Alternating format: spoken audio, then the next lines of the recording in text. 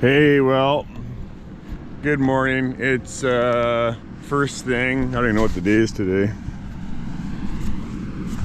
It's October 30th, and last night things have been a little bit chaotic here. We've been just going. I've been between running Terry, keeping Terry going on our anhydrous unit and keeping the dryer going, trying to keep things going.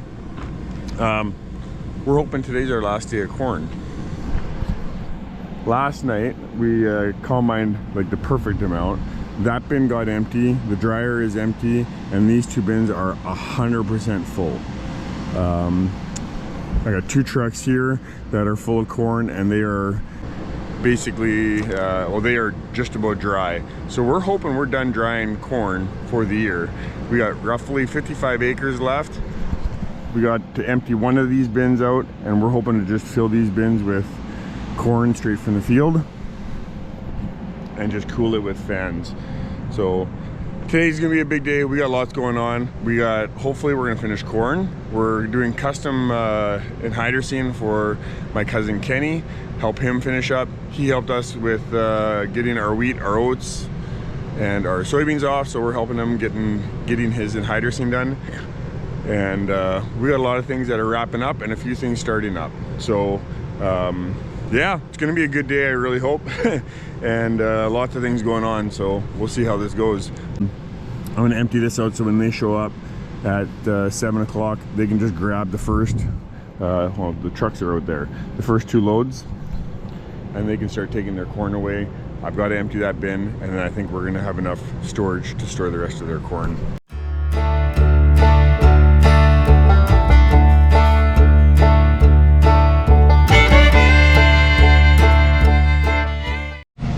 Okay, Daryl's loading up the guys from Alarda. They took two trucks away already, and then this is number 3. Number 4 should empty that one, and then it's a bunch of moving some grain around. I'm gonna go out to with Terry, help him get going on that last field. We're gonna help my cousin Kenny out with for anhydrous, and then we'll get going in our last field of corn.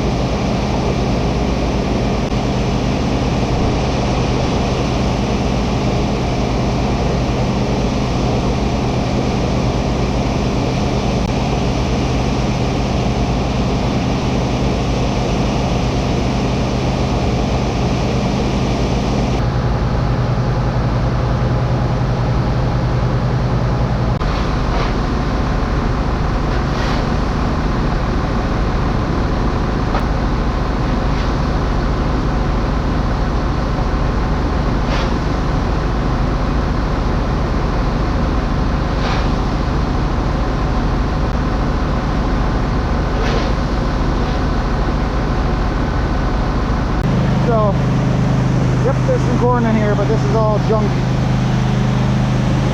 Needs to go to the manure pile. What are we at? We're into that. That one's still full yet. We're down. I'm gonna climb up there and I'll see, but we're probably still about 2,000.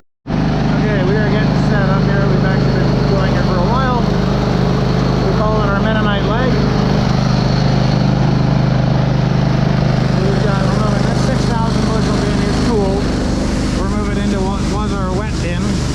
We are done drying. We've got about 5,000 to 7,000 bushels out there left to combine, but the moisture on it is such that we can dry it drop it all straight into the bin, so that's kind of exciting. So we are moving from that bin, the big one, into that one. They're the same size. It should fit, no problem. And this is easier and less time consuming than driving trucks back and forth and yada yada. So we are just about done, I think. According to tap on there, Peter was just saying we're at about half a ring. So once this is done, we're going to set the bin, the auger up into the bin we're just emptying, and we'll be trucking stuff straight into there. So question you might have is, okay, well then why wouldn't you just truck the stuff in the field into this one? And the reason is we don't have an aeration fan on this one right now. We do on that one. Plus we want to pull the core out of that one because it has been heated, dropped, and cooled. We want to pull the core out, have it all cleaned out. We actually want to clean the bottom of the slides in there like we just were cleaning up in this last one. We're going to clean that, all the junk and stuff out of there. And there will be some spoilage. I don't expect a whole lot, but there's going to be some. And that way the bin's clean, because when we're putting cold stuff, it will not spoil. So that's what we're doing. A little bit of extra work here this morning. But we're getting her done. So. All right, I'm gonna help Terry get all set up here. He's still trying to figure this GPS out, and that's okay. So I'm gonna get this all set up. He's got about 150 acres-ish, 150 acres to do here. And that's the last field. This is for my cousin. And then we are done in hydrazine. So yeah, we'll get him set up and get him going. Well, have fun, Terry. Don't wreck anything. I'm not gonna wreck anything. Okay, good. Can I go to Winnipeg though with you? You want to come to Winnipeg with me? You know how much I like the city? Yeah. Right on, good luck. Yeah, see you later. You betcha.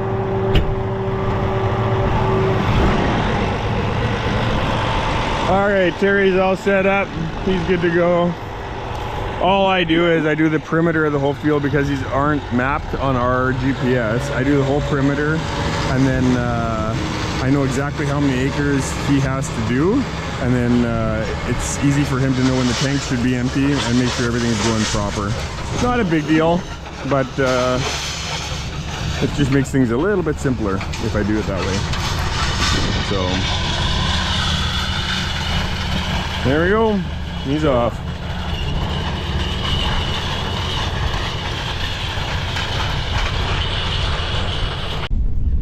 Okay, we're heading out back here. Arch,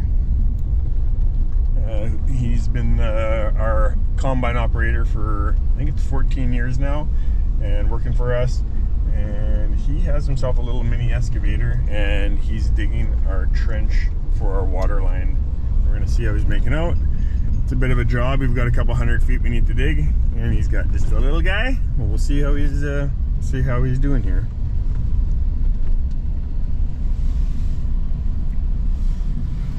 This is where we're going to put our new cattle area.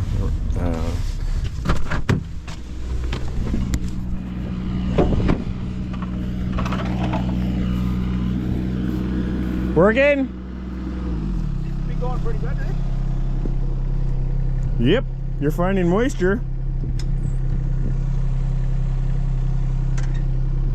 What do you think of that for the depth? Oh, you're over 6 feet. That's got to be 7, 8. No, we're aiming for 7. We're shooting kind of for 7. Oh, you're It's 6. 7. It's just over 6. Is that deep enough? Well, I would think so, isn't it? I don't know. Like 6 foot, they always say you got to go 6 foot for the frost line. Yeah, I would say at least 6. Like, I don't think it's going to get... Like, you want to go a little bit deeper? Try. Like, Man, it's pretty wet down there. it is. It's soggy down there. That guy said it was dry. He's crazy. Yeah, I would agree. Well, under the trees, it's probably dry. Yeah, probably a lot drier there. Yeah. So, I don't know. Looks good to me. Okay. I'll carry on. I angled a little bit. And maybe did. Now you can probably go straight. Yeah. Okay. Keep doing. I'll let you keep going. They have electrical in Winnipeg. I'm getting a 600-foot roll, and I want to close them in together. So I figured it's going to be ready at 11:30. Oh, yeah. So I'll probably whip in, grab that, and then we can lay everything in one and then close it in right away. But You were at our place, somebody would be here with me pushing that hose. because it would be collapsing. Well, that's why I was a little bit. I know somebody had told me, why don't you just lay that down and then lay the. I'm like, I want them together. Then I know where they both are. So we got our grass here. This is our cover crop. And we're actually hoping to bring the cows home, or some of the cows home from up north, bring them back here so they can start eating this grass. We're hoping to do that tomorrow. That might be pushing it a little bit, but we're gonna try. And I'm gonna have to run a temporary fence across here just so that they can't go by all the water lines and stuff. But that's kind of the plan right now. Hopefully we can see, well, we'll see what we can get done here.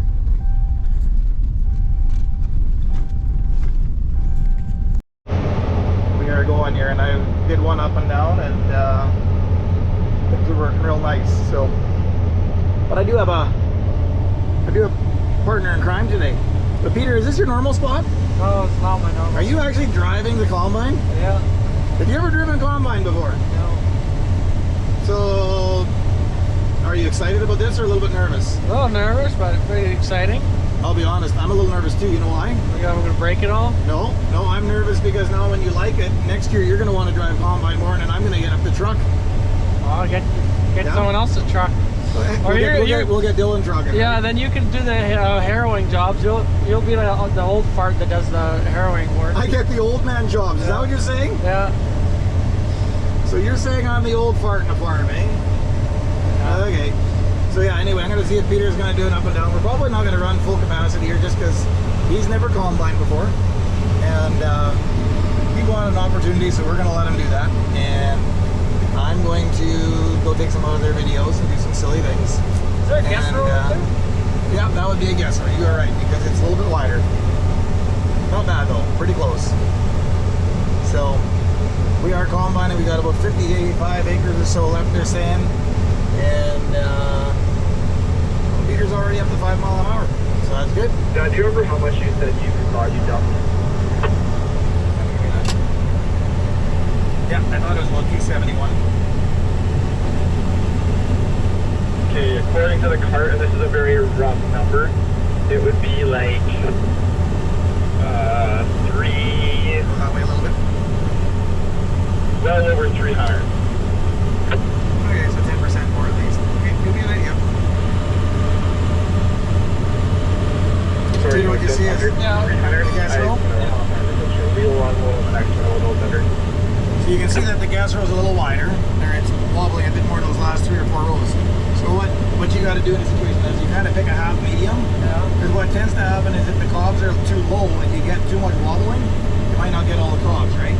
So that's why you want to kind of pick a happy medium.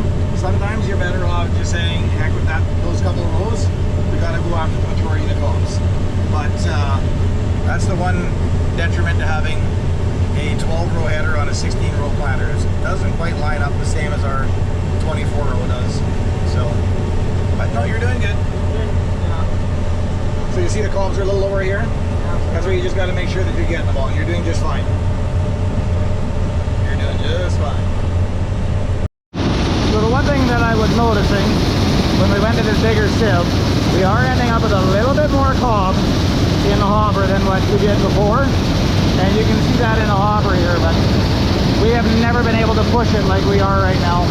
We are getting, I'll show you once I get combining and I'm driving, but we're probably getting 4,000 bushels an hour, which in our Manitoba bushels, that's really, for us, that's really good. That keeps the truckers really busy.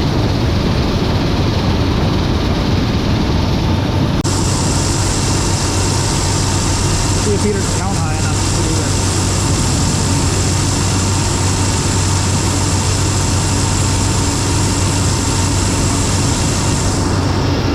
Well, you got her.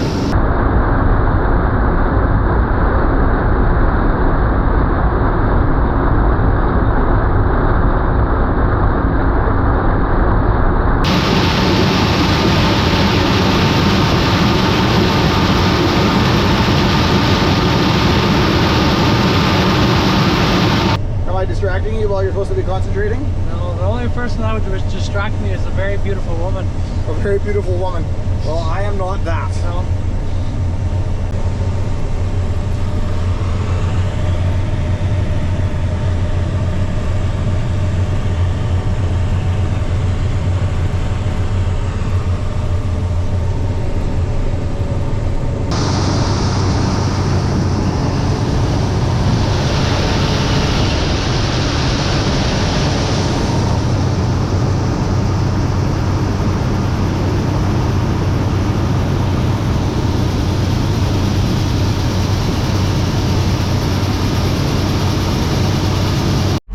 Okay, I'm out here with Arch. He's digging, and we're having a bit of problems with the lines caving in, or the trench.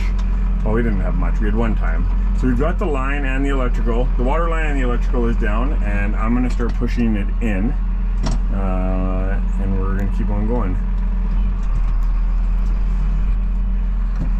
So we got roughly, I'm thinking 300 feet of digging to do, and we've done about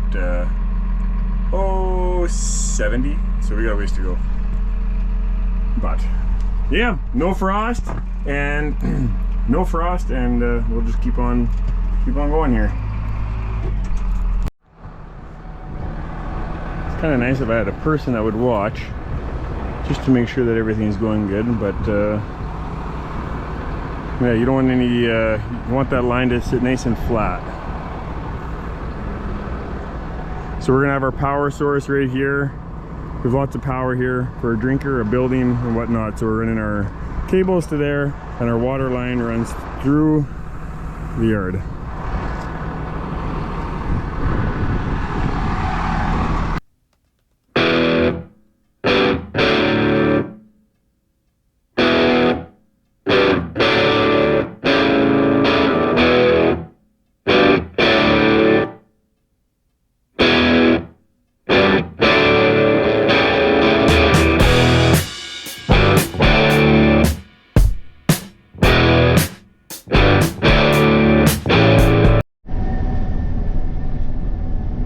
So I finished off that patch, and we got one more patch just on the other side of this tree. So this field's got some, it's got some interesting things to it. But regardless, we are not faring far from the end here. I'm gonna guess there's 15-20 acres back here. So the end is coming. This looks like really nice corn, though. Wowzers. Okay, so we are moving pretty good here. We are going, top number is 6.8 mile an hour, and our losses are nothing. For lack of better words, they are nothing. So that is really cool.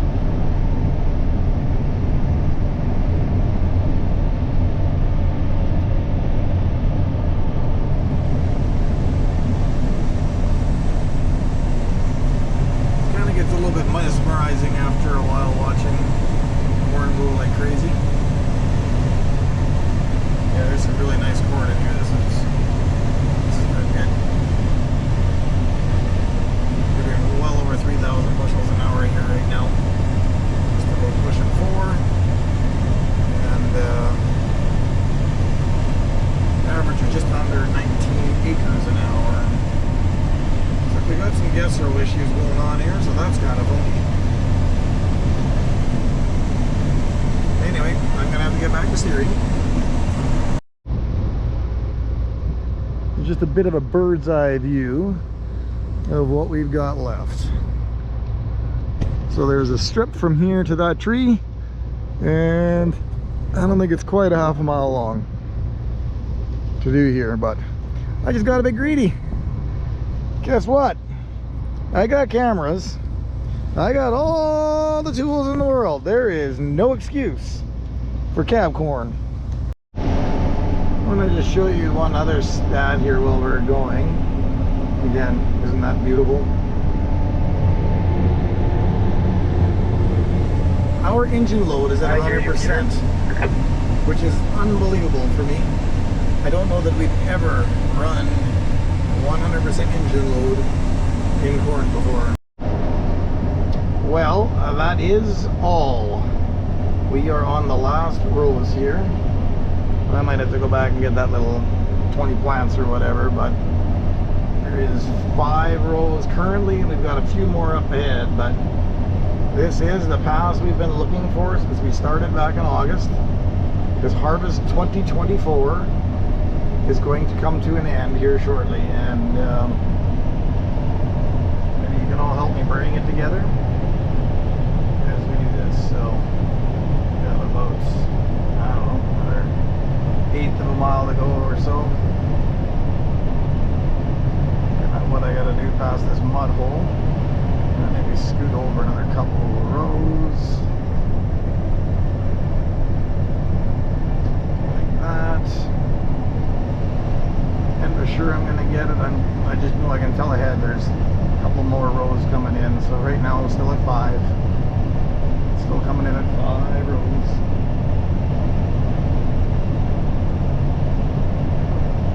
Well, that might still not be enough yet by the look of it.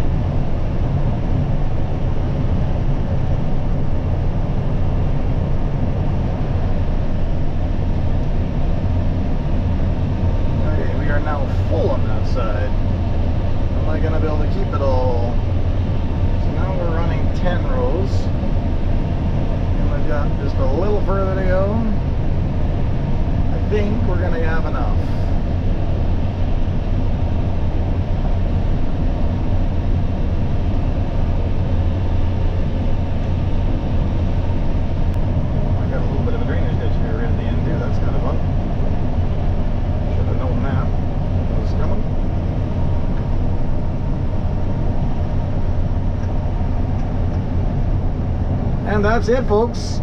Harvest 24 is in the books. All right, well, corn is done. Daryl's got one more truck to unload, and then our trucks are all empty. Me and Arch were busy digging our line. We got one line just about to the first drinker, so hopefully we can finish that up tomorrow. But yeah, combine's done. Terry actually just finished in hydrosine too. So hydrosine done, combining done. Yeah, we've got a few more things that, but a lot of the stress is, a few more things to go, but a lot of the big things are done. So we're gonna be gearing up for some cattle stuff here now and getting stuff put away before winter comes, before the snow flies and things get cold. But anyway, it was a good day. Hope you enjoyed the video. Thanks for taking the time to watch, and have yourself a good one.